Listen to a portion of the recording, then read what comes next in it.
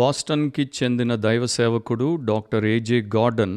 ఆయన దేవుని కొరకు చాలా శ్రమించేవాడు, దేవుని సేవలో నిష్ఠతో పనిచేసేవాడు.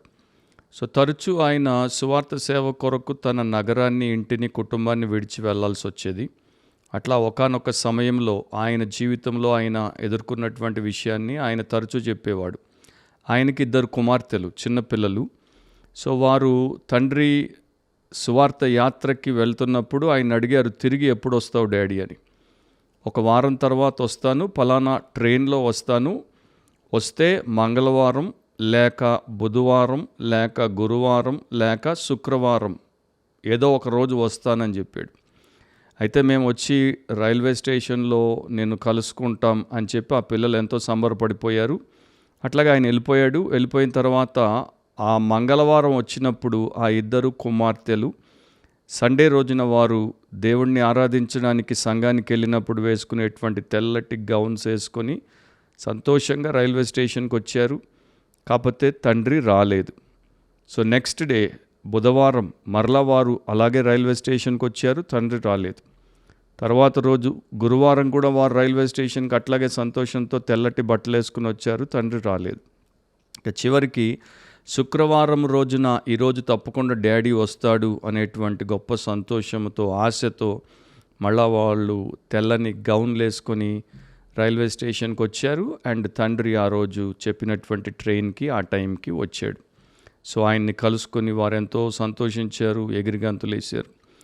వారు ఇంటికి వస్తున్నప్పుడు ఏజే గార్డన్ యొక్క భార్య ఆయనతో ఒక మాట చెప్పింది, నెక్స్ట్ టైం మీరు ఇట్లా మినిస్ట్రీ ట్రిప్ మీద వెళ్ళినప్పుడు తప్పకుండా ఖచ్చితంగా ఏ రోజు వస్తున్నారో పిల్లలకి చెప్పండి. ఎందుకంటే ఇట్లా ప్రతిరోజు వారు తెల్ల బట్టలు వేసుకొని వస్తూ మీరు రాకపోవడము అండ్ వాటిని నేను జాగ్రత్తగా పరిశుభ్రంగా తెల్లగా పెట్టడం చాలా కష్టంగా ఉంది అని ఆమె చెప్పింది. అంటే ఆ పిల్లలు 4 రోజులు ఆ తెల్ల బట్టలు వేసుకున్నారు తండ్రి వస్తున్నాడని.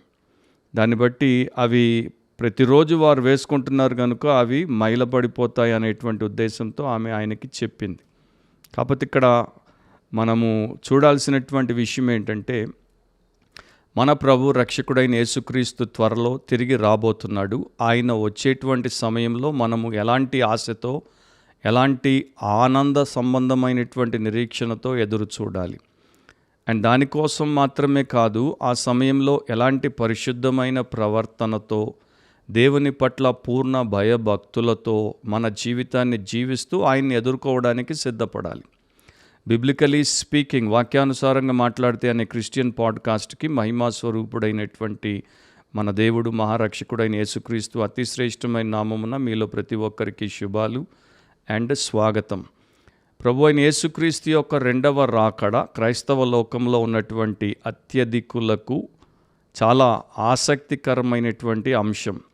దాని గురించి రకరకాల ఆలోచనలు, అభిప్రాయాలు, అవగాహనలు కలిగినటువంటి వారు ప్రపంచ క్రైస్తవ లోకంలో మనకి చాలామంది కనిపిస్తారు. మరి ముఖ్యంగా ఈ అంత్యదినాల్లో వారి యొక్క శాతం పెరుగుతోంది. వాక్యానుసారమైనటువంటి సత్యం వారికి నిజంగా తెలుసా అన్నది వేరే విషయం, కానీ వారికి ఉన్నటువంటి ఆ యొక్క కుతూహలం లేకపోతే curiosity about the second coming of the lord Jesus Christ అనేది విస్తృతంగా ఉంది అనేది మాత్రం ఒకటి అర్థమవుతోంది. ప్రపంచంలో పరిస్థితులు మారినప్పుడు, కరువులు వచ్చినప్పుడు, వైరస్లు మరి విజృంభించినప్పుడు, యుద్ధాలు జరుగుతున్నప్పుడు, లేకపోతే మరో రకమైనటువంటి ఘోర పరిణామాలు మనం చూస్తున్నప్పుడు అందరి దృష్టి వెంటనే end times and second coming మీదకి మళ్ళుతుంది. అది సహజమే, కానీ మనము ఎలా దాన్ని చూడాలి, ఎలా దాని కొరకు మనల్ని మనం సిద్ధపరచుకోవాలి అనేటువంటి ఆలోచన చాలా తక్కువ మందిలో ఉంది. ఈరోజు మన ఎపిసోడ్లో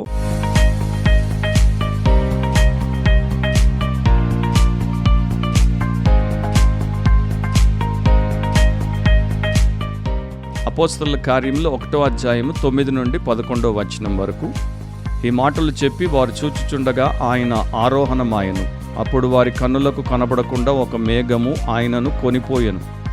ఆయన వెళ్ళుచుండగా వారు ఆకాశం వైపు తేరి చూచుచుండిరి. ఇదిగో తెల్లని వస్త్రములు ధరించుకొనిన 2 మనుష్యులు వారి యొద్ద నిలిచి, గలిలయ మనుషులారా, మీరెందుకు నిలిచి ఆకాశం వైపు చూచుచున్నారు? మీ వద్ద నుండి పరలోకమునకు చేర్చుకొనబడిన ఈ యేసే ఏ రీతిగా పరలోకమునకు వెళ్ళుట మీరు చూచితిరో ఆ రీతిగానే ఆయన తిరిగి వచ్చునని వారితో చెప్పిరి. ఈరోజు మన పాడ్కాస్ట్ యొక్క title second coming, curiosity or responsibility. Second coming, curiosity or responsibility. రెండవ రాకడ కుతూహలమా లేక కర్తవ్యమా? రెండవ రాకడ కుతూహలమా లేక కర్తవ్యమా? అపోస్తలుల కార్యములు 1వ అధ్యాయంలో మనం చదివినటువంటి వచనాల్లో ప్రభు అయిన యేసుక్రీస్తు లోక రక్షణ కొరకు మానవులను వారి పాపముల నుండి విమోచించుట కొరకు ఆయన సిలువలో బలియాగమయ్యాడు. ఆయన రక్తాన్ని చిందించాడు, ప్రాణమును అర్పించాడు, చనిపోయాడు, సమాధి చేయబడ్డాడు, 3వ దినమున తిరిగి లేచాడు. తరువాత ఆయన 500 కన్నా ఎక్కువ మందికి పునరుద్ధానుడైనప్పుడు ప్రత్యక్షమయ్యాడు. ఆ సాక్ష్యాన్ని విడిచిపెట్టాడు. ఆ తర్వాతిక ఆయన యొక్క తండ్రి సమయము పరలోక ఆరోహణానికి వచ్చినప్పుడు తన శిష్యులతో మాట్లాడి వారికి ఒక గొప్ప బాధ్యతను, అంటే ప్రపంచమంతటికి వారు యెరూషలేములో మొదలుపెట్టి బూదిగంతముల వరకు ఆయనకి సాక్షులుగా ఉండాలి, సువార్త ప్రచారకులుగా ఉండాలి, సేవకులుగా ఉండాలి. ఆయన రాజ్య నిర్మాణము కొరకు ఆయన వారికి ఇచ్చినటువంటి బాధ్యతను వారు 100% ఆత్మదేవుని యొక్క సహాయము నడిపింపుతో పరిపూర్ణంగా నెరవేర్చాలి అనేటువంటి విషయాలన్నీ వారికి చెప్పిన తర్వాత ఆయన ఆరోహణం అయిపోయాడు. సో ఆయన అట్లా ఆకాశం వైపు, అంటే వారు ఆయన పైకి పరలోకానికి ఆరోహణం అయిపోతున్నప్పుడు ఆకాశం వైపు చూస్తున్నారు.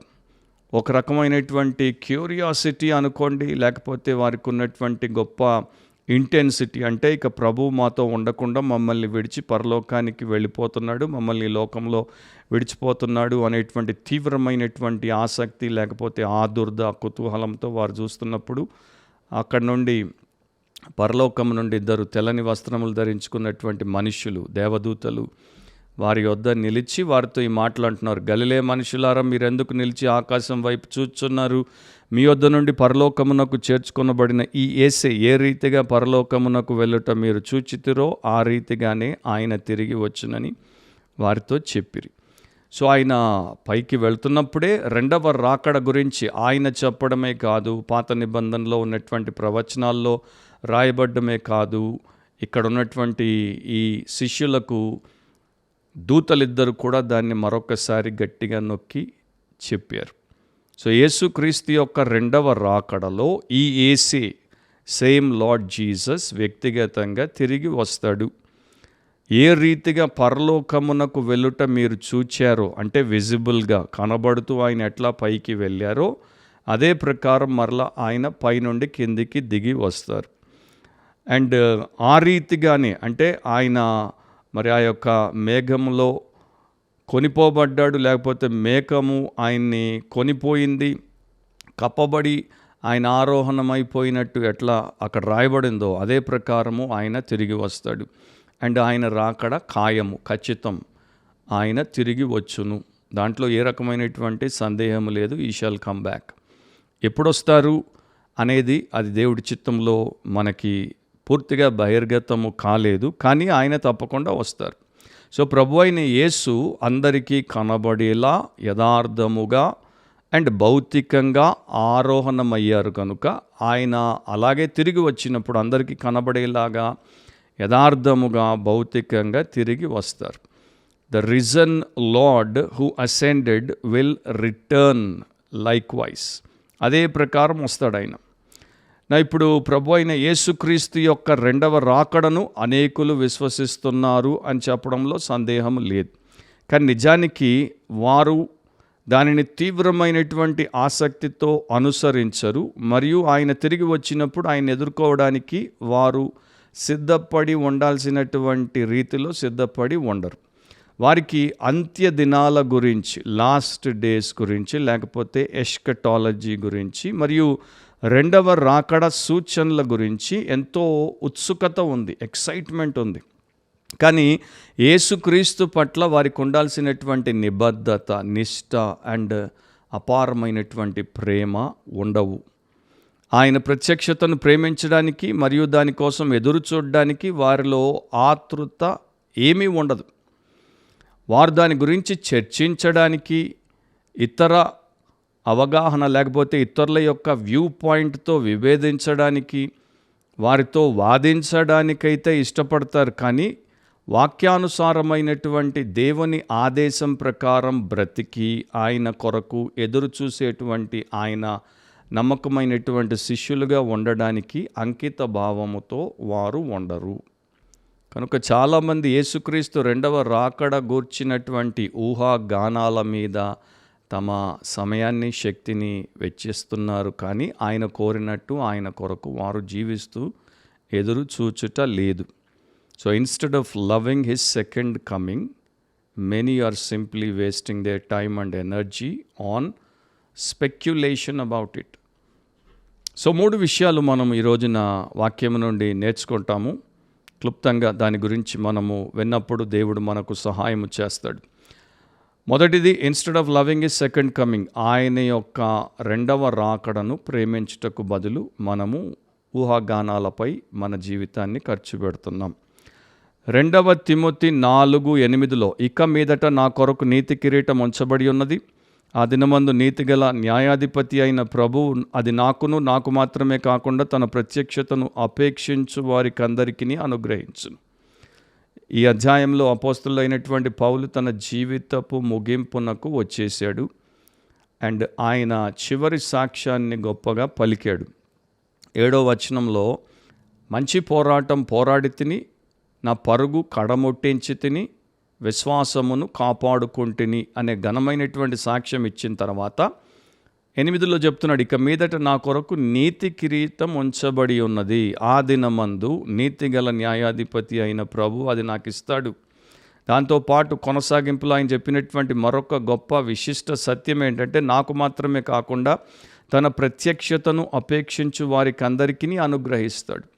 అంటే నాలాగా ఆయన్ని ప్రేమించి ఆయన కొరకు నా జీవితాన్ని పణంగా పెట్టి బ్రతికి ముగింపుకొచ్చి ఆయన సన్నిధానంలోనికి వెళ్ళిపోయేటువంటి వాడికి మాత్రమే కాదు, ఆయనను ప్రేమించి ఆయన రాకడను ప్రేమించి ఆయన కొరకు ఆ ప్రకారమైనటువంటి ఉద్దేశంతో జీవించినటువంటి ప్రతి ఒక్కరికి ప్రభు దాన్ని అనుగ్రహిస్తాడు. సో పౌలు ఉద్దేశం ఏంటంటే 10వ వచనంలో దేమా అనేటువంటి ఒక తప్పిపోయినటువంటి జతపని వాని గురించి రాశాడు. దేమా ఇహలోకాన్ని స్నేహించి నన్ను విడిచి తెసలోనికకు వెళ్ళిపోయాను.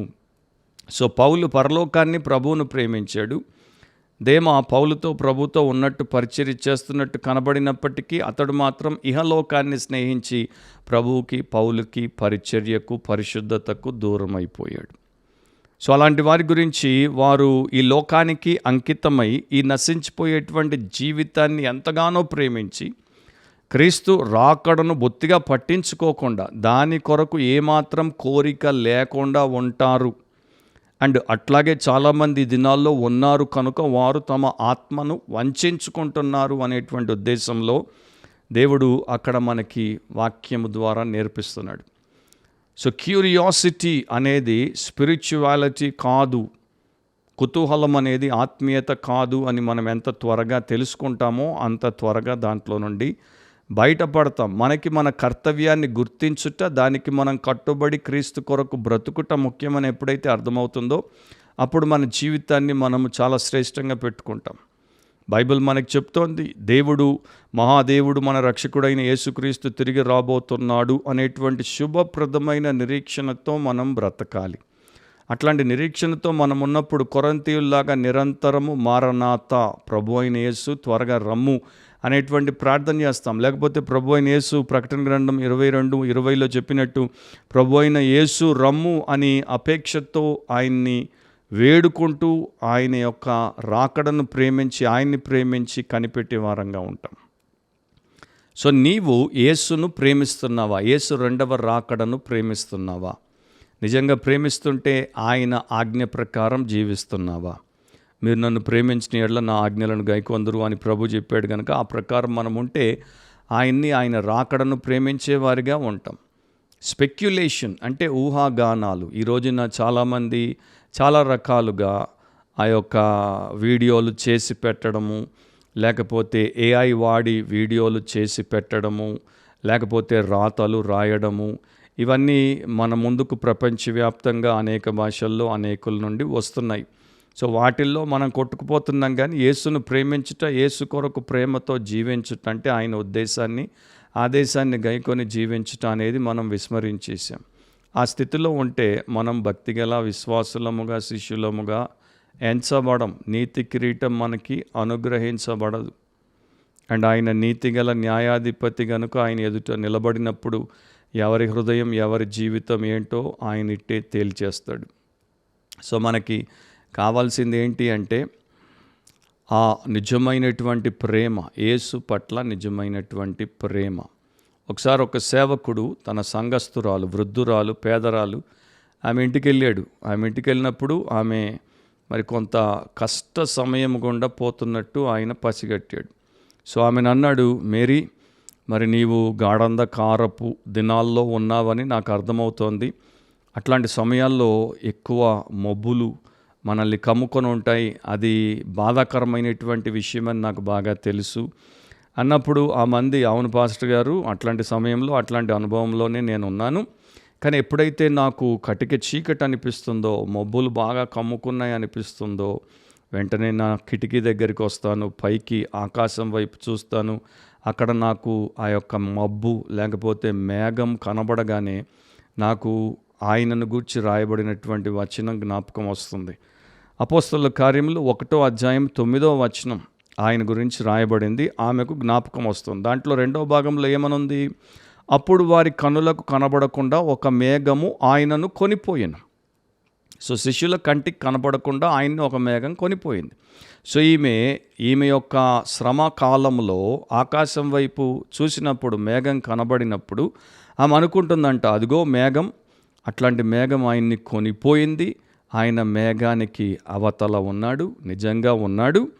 ఆయన ఉన్నాడు కనుక ఎన్ని మేఘాలు కమ్ముకున్నా కూడా ఆయన నుండి నాకు రావాల్సినటువంటి సహాయము లభిస్తుంది. కనుక ఆ మేఘాలు కూడా నన్ను ఆదరిస్తాయి. ఆయన ఉన్నాడు, అవతల ఉన్నాడు అనేటువంటి సాక్ష్యం, త్వరలో వస్తున్నాడు అనేటువంటి సాక్ష్యాన్ని ఇస్తున్నాయి అని ఆమె చెప్పినప్పుడు సేవకుడే ఆశ్చర్యపోవాల్సి వచ్చింది. ఎందుకంటే సేవకుడికి బైబిల్ తెలుసేమో, కానీ ఆమెకు బైబిల్ని బ్రతకడం తెలుసు. అండ్ ఈ రోజుల్లో అట్లాంటి వారు ఎంతమంది ఉన్నారు? మీరు ఆ ప్రకారం ఉన్నారా? 19th సెంచరీలో పాస్టర్ హొరేషియస్ బోనార్ అనేటువంటి భక్తుడు క్రీస్తు యొక్క 2వ రాకడ వెలుగులో బ్రతికేవాడు. అనుదినం ఆయన దాన్ని వ్యక్తిగతంగా అనుభవపూర్వకంగా ఆచరించేవాడు. యేసుని ఎంత ప్రేమించాడు, యేసు రాకడని ఎంత ప్రేమించాడంటే ఆయన ఆ దినమంతా సేవ చేసిన తర్వాత పడుకునే ముందు బెడ్రూమ్లోకి వచ్చినప్పుడు కిటికీ మీద ఉన్నటువంటి కర్టన్స్ని కిందికి దించుతున్నప్పుడు బయటికి ఆకాశం వైపు చూస్తూ, ప్రభువా బహుశా ఈ రాత్రి అని పలికేవాడు. Perhaps tonight lord. And ఆయన నిద్రపోయిన తర్వాత ఉదయమే లేచినప్పుడు మొదట ఆ కిటికీ దగ్గరకు వచ్చి ఆ కర్టన్స్ని మరలా పైకి లేవనెత్తినప్పుడు ఆకాశం వైపు చూస్తూ, ప్రభువా బహుశా ఈనాడు, పర్హాప్స్ టుడే లార్డ్, ఈరోజు. సో రాత్రి పడుకునే ముందు, ఈ రాత్రి వస్తావా ప్రభువా, ఉదయం లేచినప్పుడు ఈ దినం వస్తావా ప్రభువా అనేటువంటి గొప్ప అపేక్షతో ఆయన ప్రార్థన చేసేవాడు. ఆయన ఆ ప్రకారం బ్రతికాడు, ప్రవర్తించాడు. అది మొదటి విషయం. రెండవది, చాలామంది యేసుక్రీస్తు 2వ రాకడ గురించినటువంటి ఊహాగానాలపై తమ సమయాన్ని, శక్తిని వెచ్చించి వృధా చేసుకుంటున్నారు. దానికి బదులు instead of looking for a second coming, ఆయన రాకడ కొరకు కనిపెట్టుకొని ఉండుటకు బదులు అలా వారు వారి యొక్క అవకాశాన్ని పోగొట్టుకుంటున్నారు. ఫిలిప్పీ 3వ అధ్యాయం 20వ వచనంలో, మన పౌరస్థితి పరలోకమందున్నది, అక్కడ నుండి ప్రభు అయిన యేసుక్రీస్తు అను రక్షకుని నిమిత్తము కనిపెట్టుకొని ఉన్నాము. సో ఫిలిప్పీ పత్రిక 3వ అధ్యాయంలో అపోస్తలుడైనటువంటి పౌలు వ్యక్తిగత విషయాలను ఆ సంఘానికి, ప్రియ సంఘానికి తెలియజేస్తాడు. ఆయన హృదయమును వారికి విప్పి చూపిస్తాడు. తర్వాత ఆయన ఏంటి అండ్ ఆయనతో ఉన్నటువంటి వారు ఏంటి, ఆయనతో ఉన్నటువంటి పరిశుద్ధులకు వ్యతిరేకంగా ఉన్నటువంటి వారేంటి అనేది కూడా చూపిస్తాడు. సిలువ మిత్రులు ఎవరో, సిలువ శత్రువులు ఎవరో, పర సంబంధులు ఎవరో, భూ సంబంధులు ఎవరో, యేసు కొరకు సమస్తాన్ని దారపోసిన వారెవరో అండ్ లోకం కోసం సమస్తాన్ని దారపోసి దాన్ని జురుకోవడానికి ప్రయత్నించి పాడైపోయినటువంటి వారెవరో ఆ రెండు వర్గాల గురించి ఆ 3వ అధ్యాయంలో చెప్తాడు. ఫిలిప్పీ 3:18-19 చూస్తే అనేకులు క్రీస్తు శిలువకు శత్రువులుగా నడుచుకొనుచున్నారు. వీరిని గూర్చి మీతో అనేక పర్యాయములు చెప్పి ఇప్పుడును ఏడ్చుచు చెప్పుచున్నాను. నాశనమే వారి అంతము, వారి కడుపే వారి దేవుడు, వారు తాము సిగ్గుపడవలసిన సంగతులు యందు అతిశయపడుచున్నారు, భూసంబంధమైన వాటి యందే మనస్సు నుంచుచున్నారు. సో సిలువ శత్రువులు వారి జీవితాన్ని ఏ ప్రకారం జీవిస్తున్నారు అనేది అపోస్తులైనటువంటి పౌలు ద్వారా మనం ఇక్కడ చూస్తున్నాం. అండ్ ఆయన ఆనంద పత్రికలో ఎల్లప్పుడూ ప్రభునందు ఆనందించుడి, మరలా చెప్పుదును ఆనందించుడి అని దాని గురించి రాసినటువంటి జాయ్ఫుల్ ఎపిసోడ్లో వీరి గురించి చెప్పాల్సి వచ్చినప్పుడు ఏడ్చుచ్చు చెప్పాడు. సో వారేమో ఆ ప్రకారము ఉన్నారు, కానీ మనము పౌరస్థితి పరలోకమందు కలిగినటువంటి వారు. వీఆర్ సిటిజన్స్ ఆఫ్ హెవెన్, వారు సిటిజన్స్ ఆఫ్ ది ఎర్త్, ఆ ప్రకారం బ్రతుకుతున్నారు. సో పౌరస్థితి పరలోకమందు ఉన్నటువంటి మనము క్రైస్తవులం, విశిష్టమైనటువంటి వ్యక్తులమైనటువంటి మనము ఏ ప్రకారం జీవించాలి? సో వారు భూసంబంధమైన వాటి మీద, సిగ్గుపడాల్సినటువంటి వాటి మీద మనసు పెట్టి దానికి వారు మరి అంకితమైపోయినప్పుడు వారు సిలువకు శత్రువులైతే, పర సంబంధులు పర విషయాల మీద మనసు పెట్టి ప్రభు కొరకు బ్రతికితే, అంకితంతో వారు బ్రతికితే వారు ఎంత మరి గొప్ప వ్యక్తులుగా, సిలువ మిత్రులుగా ఉంటారు. సో పౌలు రాసినటువంటి మాట అక్కడ నుండి, అంటే పరలోకం నుండి ప్రభు అయిన యేసుక్రీస్తు అను రక్షకుని నిమిత్తము కనిపెట్టుకొని ఉన్నాం.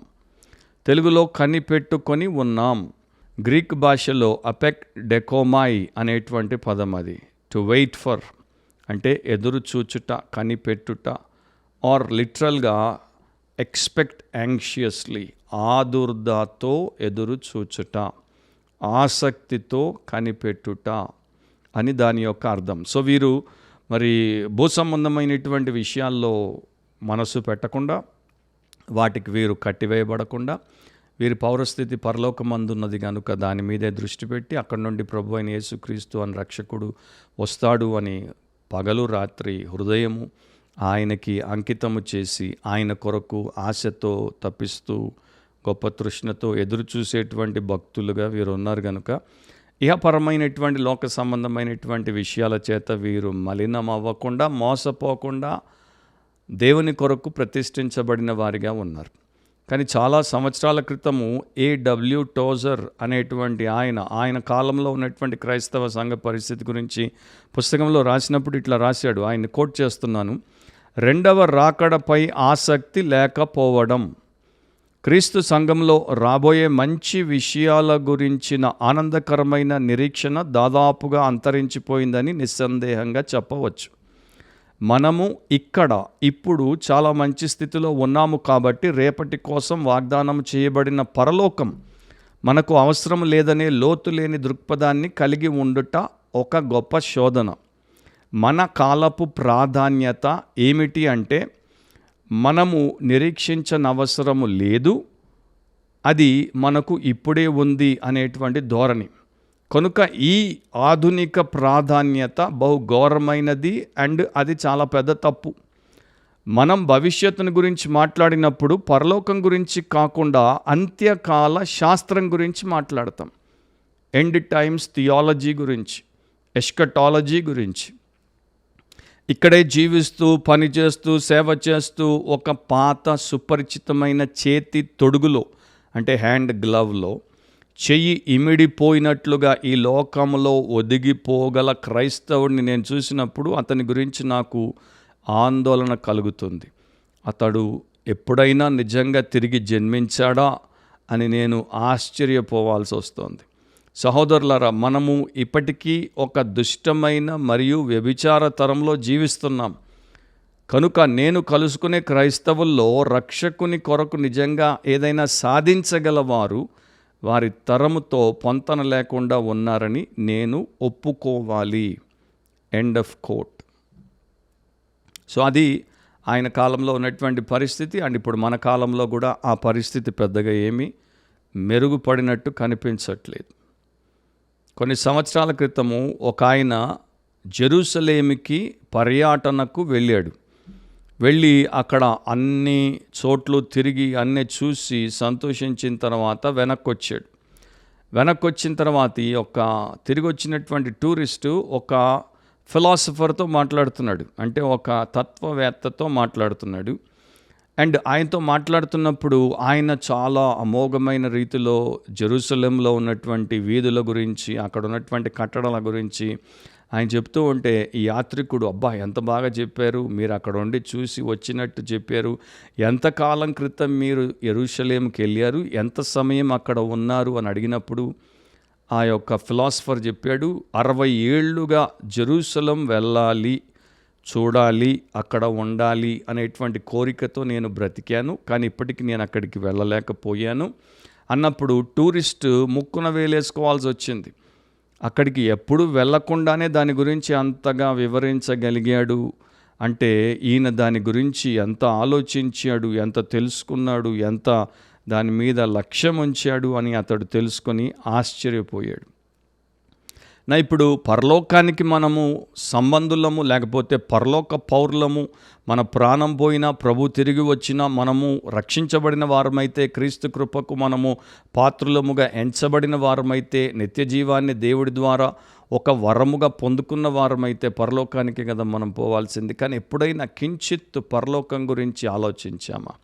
వాక్యంలో పరలోకం గురించి ఏమి రాయబడింది, ఏమి నేర్పించబడుతోంది అని ఎప్పుడైనా తెలుసుకునే ప్రయత్నము చేశామా?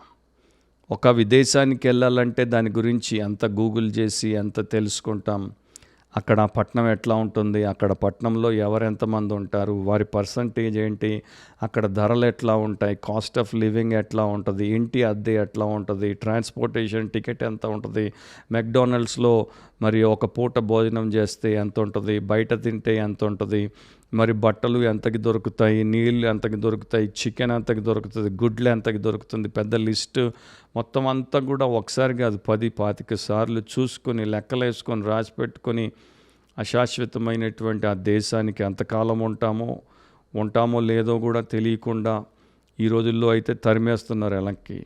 అట్లా రావాల్సి వస్తుందో తెలియకుండా పోయేదానికోసం ఎంత ఆసక్తితో అంత డబ్బు ఖర్చు పెట్టి అంత ప్రయాసపడిపోయేటువంటి వారు పరలోకాన్ని గురించి బొత్తిగా పట్టించుకోనప్పుడు వారు అసలు క్రైస్తవులేనా?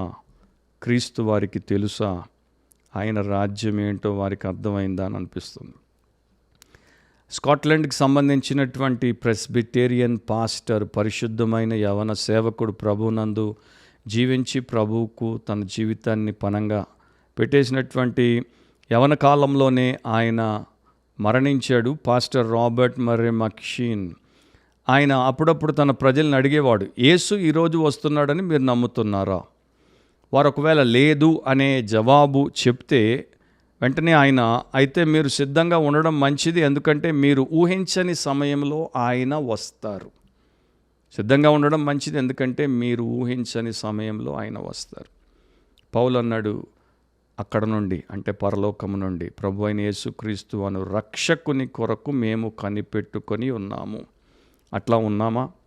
ఇక మూడవది, చివరిది, చాలామంది యేసుక్రీస్తు రెండవ రాకడ గురించిన ఊహాగానాలపై తమ సమయాన్ని, శక్తిని, సమస్తాన్ని వృధా చేస్తున్నారు. కానీ దానికి బదులు instead of labouring till his second coming, ఆయన రెండవ రాకడ జరిగేంత వరకు ఆయన కొరకు పరిచర్య, ప్రయాసము పడుతూ ఉండుట, ఆయన కొరకు సేవ చేస్తూ ఉండుట, ఆయన కొరకు జీవించుట అనేది అవసరం. లూకా 19:12-13 రాకుమారుడు ఒక రాజ్యము సంపాదించుకొని మరలా రావాలనని దూరదేశమునకు ప్రయాణమై తన దాసులను 10 మందిని పిలిచి వారికి 10 మీనాలనిచ్చి నేను వచ్చే వరకు వ్యాపారము చేయుడని వారితో చెప్పాను. సో ఇక్కడ ఒక రాకుమారుడు, ఒక నోబుల్ మ్యాన్, ఒక ప్రిన్స్, ఆయన వేరొక స్థలానికి, దూరదేశానికి ప్రయాణమైపోతున్నాడు. ఒక రాజ్యాన్ని సంపాదించుకోవాలనుకుంటున్నాడు, తిరిగి వస్తానన్నాడు. కానీ తన 10 మంది సర్వెంట్స్ని, దాసులను పిలిచి వారికి ఒక్కొక్కరికి ఒక్కొక్క మీనా చొప్పున 10 మీనాలు ఇచ్చి, నేను వచ్చే వరకు మీరు దీన్ని ఖర్చు పెట్టుబడిగా పెట్టి వ్యాపారము చేసి నా కొరకు లాభాన్ని గడించండి. నా పనిని పెంచండి, నమ్మకంగా ఉండండి అని అప్పగించి పోయాడు. సో ఇది క్రైస్తవులకు ఎట్లా వర్తిస్తుందంటే, మన ప్రభు అయిన యేసుక్రీస్తు పరలోకానికి ఆరోహణమయ్యాడు, తండ్రి కుడి పార్శ్వమున ఆసీనుడై ఉన్నాడు, మన కొరకు విజ్ఞాపన చేస్తున్నాడు, మన సహాయానికి పరిశుద్ధాత్మను పంపాడు, మన క్షేమాభివృద్ధి కొరకు సంఘాన్ని స్థాపించాడు, సమస్తమును మనకు ఏర్పాటు చేశాడు, ఆయన కొరకు బ్రతకమన్నాడు. మనకివ్వబడినటువంటి రక్షింపబడినటువంటి జీవితాన్ని, మనకివ్వబడినటువంటి రక్షింపబడిన జ్ఞానాన్ని, ఆ గొప్ప అవకాశాన్ని మనం వాడుకొని ఆయన నిత్య రాజ్యాన్ని పెంచునట్లు, ఆయన చిత్తాన్ని జరిగించున్నట్లు, ఆయనకి లాభము మనము ఆయన పనిచేసి కలిగించున్నట్లు మనల్ని ఆదేశించాడు. So do business till I come, engage in my business till I come. నా పనిలో మీరు నిమగ్నమై ఉండండి, నా వ్యాపారమును నేను తిరిగి వచ్చేంత వరకు మీరు చేస్తూ ఉండండి, నేను వచ్చే వరకు వ్యాపారము చేయుడని వారితో చెప్పాను. సో వ్యాపారంలో పెట్టుబడి ఆయనే ఇచ్చాడు, ప్రతి ఒక్కరికి ఒకే మీనా ఇచ్చాడు, 10 మందికి ఒకే విధంగా ఆయన ఇచ్చాడు. సో ఇక్కడ గిఫ్టెడ్నెస్ గురించి నేర్పించబడట్లేదు. అంటే ఒకరికి మత్తయిలో చెప్పబడినట్లు తలాంతుల ఉపమానంలో మరి ఒకరికి 5, ఒకరికి 2, ఒకరికి 1, అంటే ఒకరికి ఎక్కువ వరాలు తలాంతులు, ఒకరికి కొంత తక్కువ, ఇంకొకరికి తక్కువ అన్నట్టు కాకుండా ఇక్కడ ప్రతి ఒక్కరికి ఒకే రకముగా ఇవ్వబడింది. ఇక్కడ ఫెయిత్ఫుల్నెస్ గురించి ప్రభు చెప్తున్నాడు, విశ్వసనీయత గురించి. నేను మీకు ఇచ్చిన దాన్ని మీరు ఎంత నమ్మకంగా పెట్టుబడి పెట్టి నాకు రాబడిని తెస్తారు, దానికోసం మీరు నా యొక్క పనిలో ఎంతగా నిమగ్నమై నన్ను ఎదుర్కొంటారు. సో ఆయన వెళ్ళాడు, ఎప్పుడొస్తాడో చెప్పలేదు, కానీ ఖచ్చితంగా వస్తాడు. ఈలోపు మనం చేయాల్సింది ఏంటంటే, ఆయన ఇచ్చినటువంటి దాన్ని మనం పెట్టుబడిగా పెట్టి నిష్ఠతో నమ్మకంగా ఏ రకమైనటువంటి రాజీ లేకుండా పాటుపడి ఆయన కొరకు దాన్ని సంపాదించుట. వాన్ సావ్నర్ అనేటువంటి ఒక సేవకుడు ఇట్లా చెప్పాడు, కొందరు పరిశుద్ధులు రెండవ రాకడ గురించి కేవలం గానము చేస్తున్నారు.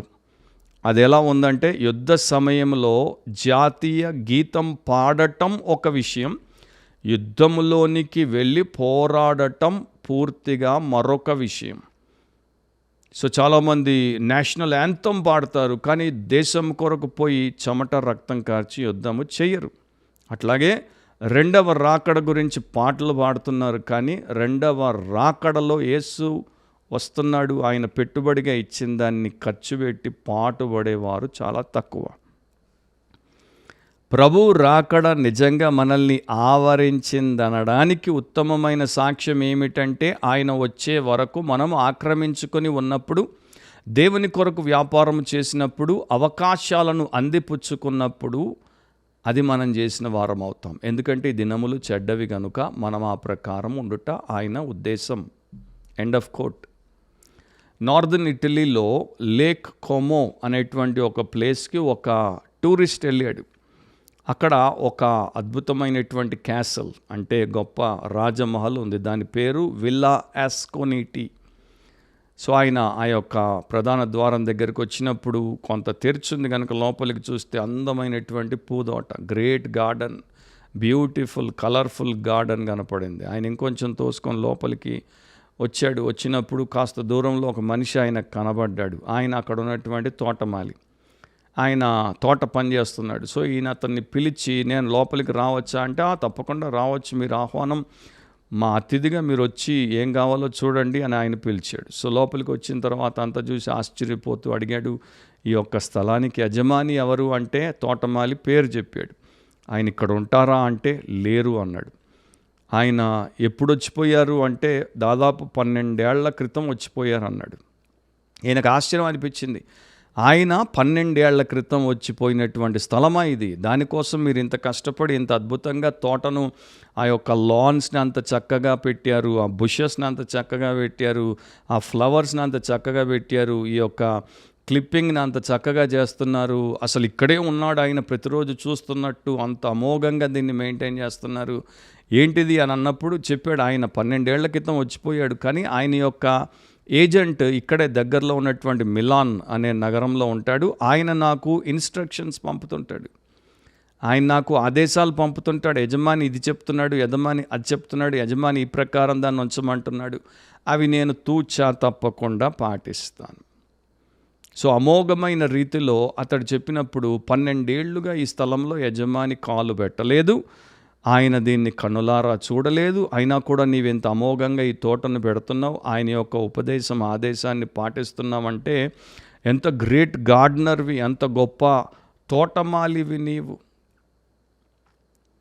సో ఆ టూరిస్ట్ చివరికి అడిగాడు, ఒకవేళ రేపు ఆయన తిరిగి వస్తే ఆయన చూసి ఆశ్చర్యపోతాడు. అంటే ఆయన అన్నాడు, రేపు కాదు సార్, ఈ పూట ఆయన వచ్చినా కూడా ఆయన చూసి ఆశ్చర్యపోయేటట్టు నేను దీన్ని తయారు చేసి పెడుతున్నాను, ఆయన ఎప్పుడైనా రావచ్చు. సో మనము క్రీస్తు యేసునందు విశ్వాసం ఉంచినటువంటి ఆయన ప్రజలము, పరిశుద్ధులము, అండ్ మనము ఆయన పనివారము, పరిచారకులము. మనకు ఆయన ఇచ్చిన పనిని, అప్పగించిన బాధ్యతను ఎంతగా నెరవేరుస్తున్నాం.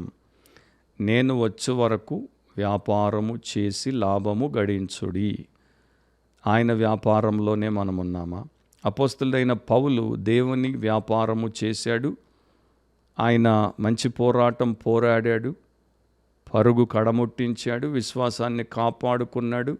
నీతిగల న్యాయాధిపతి ఆయనకి నీతి కిరీటాన్ని ఇస్తాడు. కానీ అదే అధ్యాయంలో 2 వచనాల తర్వాత దేమా దేవుని వ్యాపారం నుండి వైదొలిగిపోయాడు, లోక పాప వ్యామోహాల్లో పడిపోయాడు, తనకున్న జీవితం, సాక్ష్యం సమస్తం నాశనం చేసుకున్నాడు. 2 రకాల ప్రజలు, 3వ రకం లేనేలేదు. మధ్య స్థితి అసలు ఉండదు, న్యూట్రల్ అనేది లేదు, either this side or that side. So భక్తులు ఒకప్పుడు 100-200 ఏళ్ల క్రితం నమ్మేవారు ఏంటంటే, యేసు నిన్న మరణించాడు, ఈ ఉదయం లేచాడు, ఈ మధ్యాహ్నం రావచ్చు. కనుక మనం దానికి ఎంత కట్టుబడి, దేవుడు మనకిచ్చిన కర్తవ్యం, బాధ్యత, రెస్పాన్సిబిలిటీని మనము నిర్వర్తించేటువంటి వారముగా ఉండాలి. సో చాలామంది యేసుక్రీస్తు 2వ రాకడ గురించిన ఊహాగానాలపై తమ సమయాన్ని, శక్తిని వెచ్చిస్తూ వృధా చేస్తున్నారు. ఈ పాడ్కాస్ట్లో అది నేను 3 సార్లు చెప్పాను. దానికి బదులు ఒకవేళ వారు ఇలా చేస్తే, అంటే ఆయన్ని ప్రేమించి, ఆయన రాకడను ప్రేమించి, ఆయన కొరకు వారు గొప్ప ఆసక్తితో కనిపెడుతూ, ఆయన వచ్చేంత వరకు ఆయన ఇచ్చిన వ్యాపారాన్ని వారు నమ్మకంగా చేస్తూ ఉంటే ప్రపంచానికి ఎంత మేలు, దేవునికి ఎంత మహిమ, అండ్ వారికి ఎంత క్షేమం. అలాంటి కృప దేవుడు మనలో ప్రతి ఒక్కరికి ఇవ్వడానికి సిద్ధం. అయితే మనం రక్షించబడి ఆయన రాకడ కొరకు ఎదురు చూసేటువంటి ఆయన ప్రజలముగా ఉండాలి. ఈరోజే, ఈ గడియో మీరు రక్షించబట్టకు దేవుడు నియమించిన సమయం.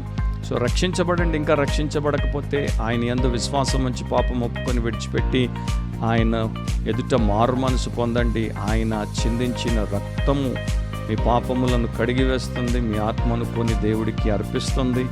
అండ్ మీరు ఆయన కొరకు రూపాంతరపరచబడుతున్నటువంటి పరిశుద్ధులుగా, ప్రియులుగా బ్రతకొచ్చు. మరోసారి బిబ్లికలీ స్పీకింగ్, వాక్యానుసారంగా మాట్లాడితే అనే క్రిస్టియన్ పాడ్కాస్ట్లో దేవుడు మనల్ని కలిపేంత వరకు మర్చిపోకండి. వాక్యానుసారంగా ఆలోచించండి, వాక్యానుసారంగా కోరుకోండి, వాక్యానుసారంగా మాట్లాడండి, వాక్యానుసారంగా ప్రవర్తించండి, వాక్యానుసారంగా జీవించండి. ఆ కృప దేవుడు మీకు, మీ కుటుంబానికి, మీ సంఘానికి అనుగ్రహించును గాక. ఆమేన్. God bless you all. See you soon. Amen.